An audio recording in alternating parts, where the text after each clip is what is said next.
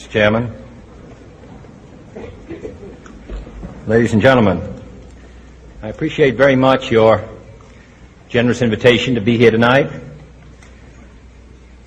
You bear heavy responsibilities these days, and the article I read some time ago reminded me of how particularly heavily the burdens of present-day events bear upon your profession. You may remember that in 1851, the New York Herald Tribune, under the sponsorship and publishing of Horace Greeley, employed as its London correspondent an obscure journalist by the name of Karl Marx.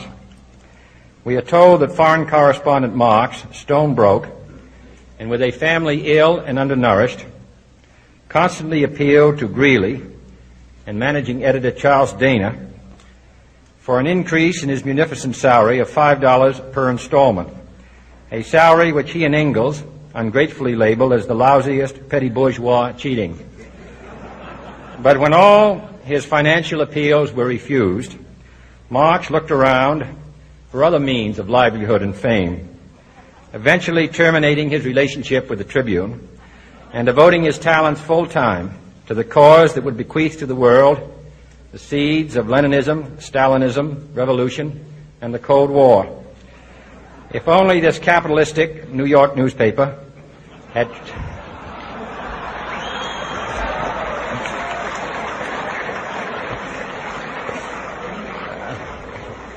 treated him more kindly, if only Marx had remained a foreign correspondent, history might have been different. And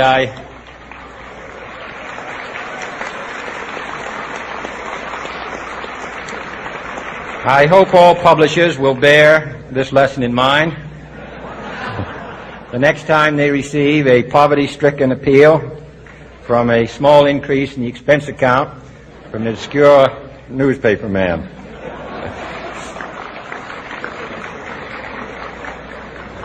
I have selected as the title of my remarks tonight, "The President and the Press."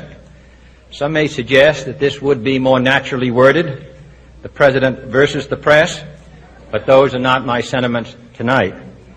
It is true, however, that when a well-known diplomat from another country demanded recently that our State Department repudiate certain newspaper attacks on his colleagues, it was unnecessary for us to reply that this administration was not responsible for the press, for the press had already made it clear that it was not responsible for this administration.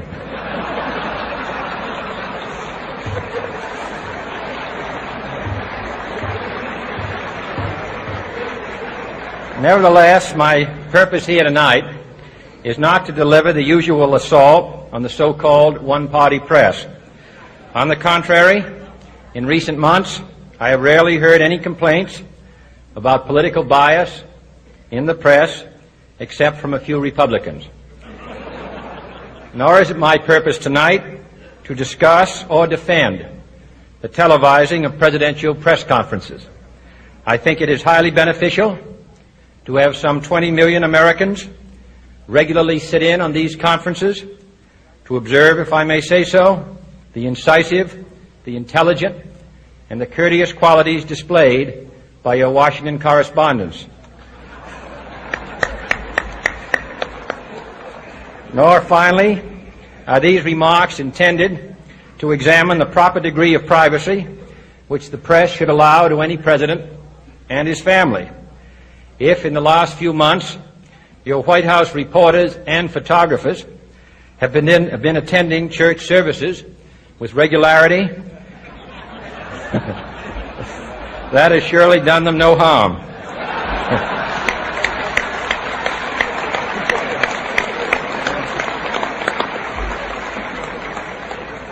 On the other hand, I realize that your staff and wire service photographers may be complaining that they do not enjoy the same green privileges, the local golf courses, which they once did.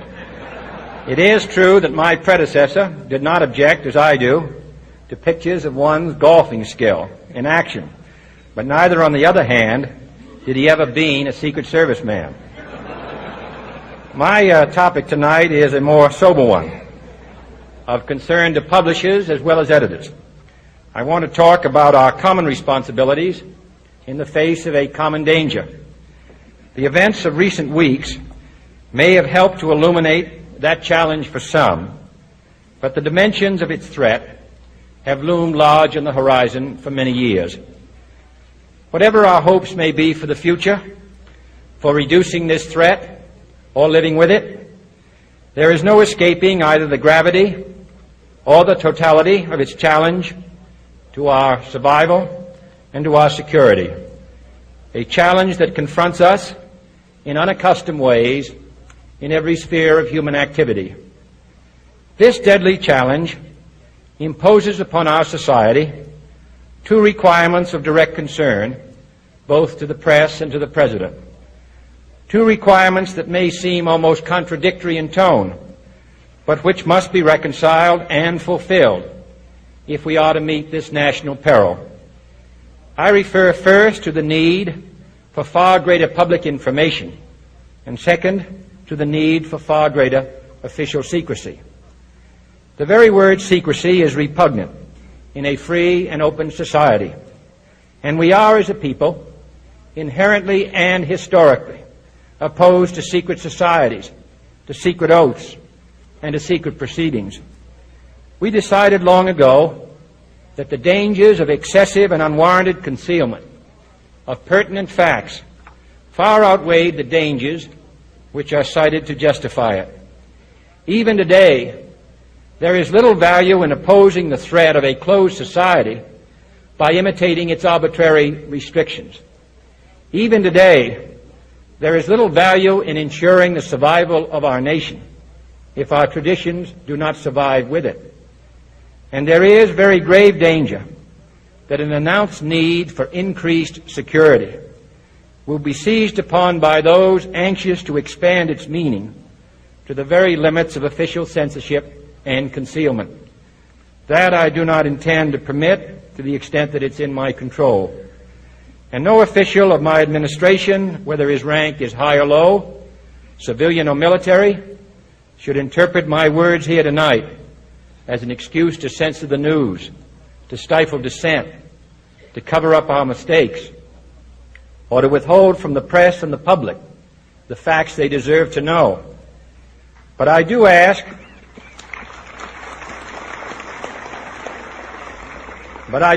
every publisher, every editor, and every newsman in the nation to re-examine his own standards and to recognize the nature of our country's peril. In time of war, the government and the press have customarily joined in an effort based largely on self-discipline to prevent unauthorized disclosures to the enemy. In times of clear and present danger, the courts have held that even the privileged rights of the First Amendment must yield to the public's need for national security. Today, no war has been declared, and however fierce the struggle may be, it may never be declared in the traditional fashion. Our way of life is under attack. Those who make themselves our enemy are advancing around the globe. The survival of our friends is in danger. And yet no war has been declared. No borders have been crossed by marching troops. No missiles have been fired. If the press is awaiting a declaration of war before it imposes the self-discipline of combat conditions, then I can only say that no war ever posed a greater threat to our security. If you are awaiting a finding of clear and present danger, then I can only say that the danger has never been more clear, and its presence has never been more imminent. It requires a change in outlook, a change in tactics, a change in missions by the government, by the people, by every businessman or labor leader, and by every newspaper. For we are opposed around the world by a monolithic and ruthless conspiracy that relies primarily on covert means for expanding its sphere of influence, on infiltration instead of invasion, on subversion instead of elections, on intimidation instead of free choice, on guerrillas by night instead of armies by day.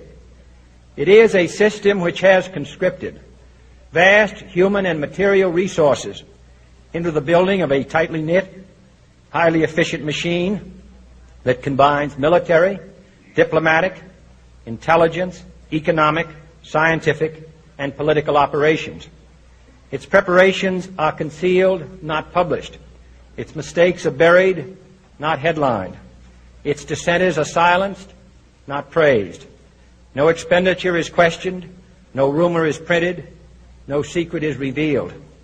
It conducts the Cold War, in short, with a wartime discipline no democracy would ever hope or wish to match. Nevertheless, every democracy recognizes the necessary restraints of national security. And the question remains whether those restraints need to be more strictly observed if we are to oppose this kind of attack as well as outright invasion. For the facts of the matter are that this nation's foes have openly boasted of acquiring through our newspapers information they would otherwise hire agents to acquire through theft, bribery, or espionage. That details of this nation's covert preparations to counter the enemy's covert operations have been available to every newspaper reader, friend and foe alike. That the size, the strength, the location, and the nature of our forces and weapons, and our plans and strategy for their use, have all been pinpointed in the press and other news media to a degree sufficient to satisfy any foreign power, and that in at least one case, the publication of details concerning a secret mechanism whereby satellites were followed required its alteration at the expense of considerable time and money. The newspapers which printed these stories were loyal, patriotic, responsible, and well-meaning. Had we been engaged in open warfare, they undoubtedly would not have published such items. But in the absence of open warfare, they recognized only the tests of journalism and not the tests of national security. And my question tonight is whether additional tests should not now be adopted. That question is for you alone to answer. No public official should answer it for you. No governmental plan should impose its restraints against your will.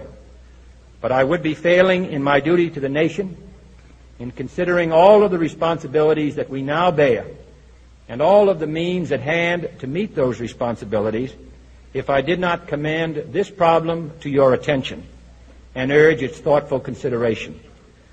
On many earlier occasions I have said, and your newspapers have constantly said, that these are times that appeal to every citizen's sense of sacrifice and self-discipline. They call out to every citizen to weigh his rights and comforts against his obligations to the common good. I cannot now believe that those citizens who serve in the newspaper business consider themselves exempt from that appeal. I have no intention of establishing a new Office of War Information to govern the flow of news. I am not suggesting any new forms of censorship or new types of security classifications. I have no easy answer to the dilemma that I have posed and would not seek to impose it if I had one. But I am asking the members of the newspaper profession and the industry in this country to re-examine their own responsibilities, to consider the degree and the nature of the present danger, and to heed the duty of self-restraint which that danger imposes upon us all. Every newspaper now asks itself, with respect to every story, is it news? All I suggest is that you add the question, is it in the interest of national security? And I hope that every group in America, unions and businessmen and public officials at every level, will ask the same question of their endeavors and subject their actions to this same exacting test. And should the press of America consider and recommend the voluntary assumption of specific new steps or machinery, I can assure you that we will cooperate wholeheartedly with those recommendations. Perhaps there will be no recommendations. Perhaps there is no answer to the dilemma faced by a free and open society in a cold and secret war. In times of peace, any discussion of this subject and any action that results are both painful and without precedent. But this is a time of peace and peril which knows no precedent in history. It is the unprecedented nature of this challenge that also gives rise to your second obligation, an obligation which I share, and that is our obligation to inform and alert the American people, to make certain that they possess all the facts that they need and understand them as well, the perils, the prospects, the purposes of our program, and the choices that we face. No president should fear public scrutiny of his program, for from that scrutiny comes understanding, and from that understanding comes support or opposition, and both are necessary. I am not asking your newspapers to support an administration, but I am asking your help in the tremendous task of informing and alerting the American people. For I have complete confidence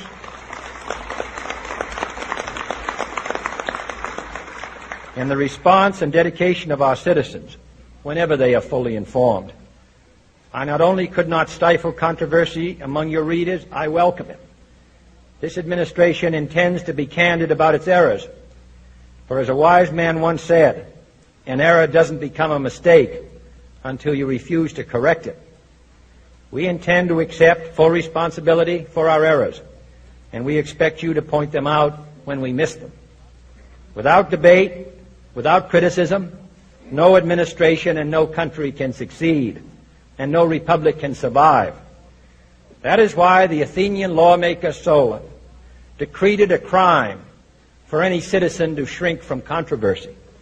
And that is why our press was protected by the First Amendment, the only business in America specifically protected by the Constitution, not primarily to amuse and entertain, not to emphasize the trivial and the sentimental, not to simply give the public what it wants, but to inform, to arouse, to reflect, to state our dangers and our opportunities, to indicate our crises and our choices, to lead, mold, educate, and sometimes even anger public opinion.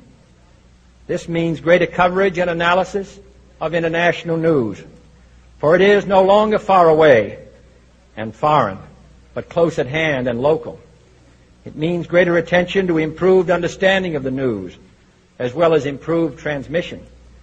And it means, finally, that government at all levels must meet its obligation to provide you with the fullest possible information outside the narrowest limits of national security, and we intend to do it.